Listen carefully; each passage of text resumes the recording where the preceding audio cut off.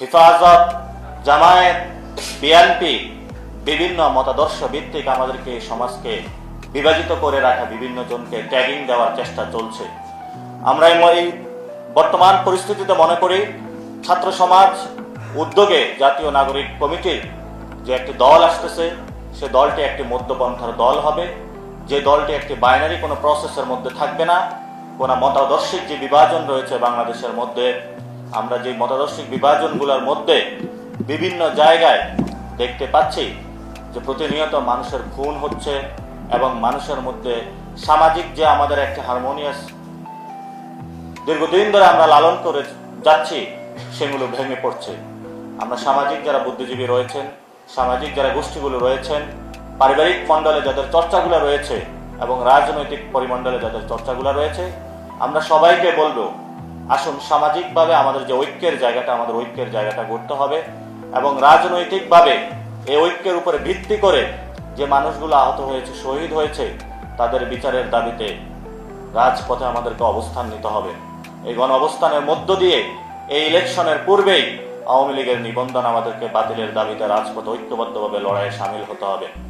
আমরা যদি আওয়ামী লীগকে এই নির্বাচনের আগেই তাদের যদি নিবন্ধন বাতিল করতে বাংলাদেশের মানুষ সচেষ্ট না হয়, তাহলে এই যে আমাদের আপকামিং যে নির্বাচন রয়েছে, জনগণের সামনে গভীর সংকট অপেক্ষা করছে। আমরা মনে করি বাংলাদেশকে একটি সিভিল ওয়ারের দিকে ঠেলে দেওয়া হয়ে। এই জন্য সরকার এবং যারা আমাদের বিশেষত আইন শৃঙ্খলা বাহিনী থেকে শুরু করে যারা আইন মন্ত্রণালয়ে বিশিষ্ট ব্যক্তিবর্গ রয়েছেন, বিভিন্ন রাজনৈতিক দল রয়েছেন, তাদেরকে আমরা বলবো কোন দল বা পক্ষ গোষ্ঠী এবং যারা দোষর রয়েছিল, আমাদের উপরে রাজপথে হামলা চালিয়েছিল,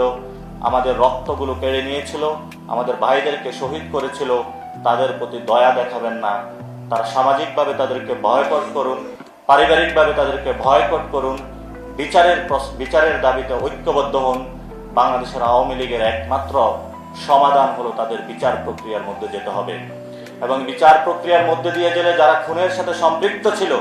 ইতিমধ্যে আমাদের সামনে অনেকগুলো ইন্টারন্যাশনাল ফোরামের রিপোর্ট এসেছে। সেই রিপোর্টগুলো অনুযায়ী তাদেরকে দ্রুত বিচারের আওতায় আনতে হবে এবং আওয়ামী লীগ যে ব্যানারটি রয়েছে খুনের দায়ে গণতান্ত্রিক প্রক্রিয়ায় তাদেরকে বাংলাদেশ সরকার যারা রয়েছেন তাদেরকে বলবো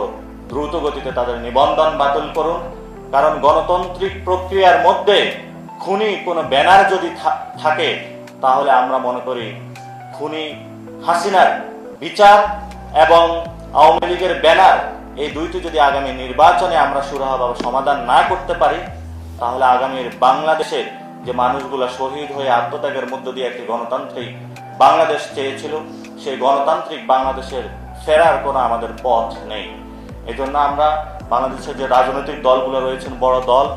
আজকের এই দিবসে দাঁড়িয়ে আমাদের সেই শপথ হোক যে আমরা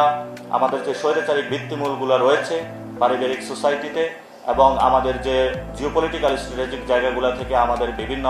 ফরেন ইন্টারভেনশনগুলা, তাদেরও যে একটি স্বৈরাচার বৃত্তি মনোবৃত্তি আমাদের উপরে প্রতি মগজে মনে নেয়, আমাদের কালচারাল জায়গা থেকে আমাদের উপরে চেপে বসেছে, যদি আমরা এগুলো প্রতিহত করতে না পারি, তাহলে আমরা মনে করি বাংলাদেশের যে স্বাধীনতার মুক্তি সংগ্রাম আমাদের শুরু করেছিলাম, সে 1947 সালের 1971 সালের লড়াই, 90-এর লড়াই, 24-এর এই লড়াইয়ের মধ্য দিয়ে যদি আমরা আমাদের কাঙ্ক্ষিত স্থানে পৌঁছতে না পারি, তাহলে এই লড়াইটা ব্যর্থ হবে মনে করি।